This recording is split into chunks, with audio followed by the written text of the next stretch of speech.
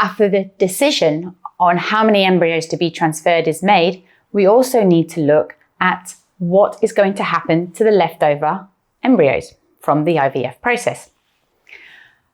Most countries have similar laws governing what can happen to these embryos, and generally there are four main options. One is to preserve them cryogenically for your own future use. For example, if implantation doesn't occur and pregnancy is not achieved, you now have some frozen embryos for you to try again in the future without having to undergo the process of ovarian stimulation. Also, if your pregnancy has been successful and you now have a child, you may want to have brothers and sisters for that child in the future. You can now have embryos in storage, which you can use for an embryo implantation at a later date. If in the future you decide that your family is complete and you're not going to use the embryos for your own purposes, you can decide to donate the embryos.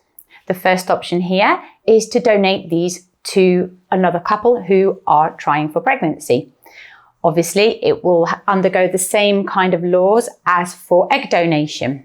In most countries, it will be a totally anonymous and altruistic process. You can also donate your frozen embryos to research purposes to help research advance the field of assisted reproduction. Anyone deciding to donate their embryos for research purposes will be informed of the specific project and required to sign the appropriate consent. The final option for the fate of these unused embryos is the cessation of their storage. Basically, you decide that they are not going to be stored anymore and they will go for destruction.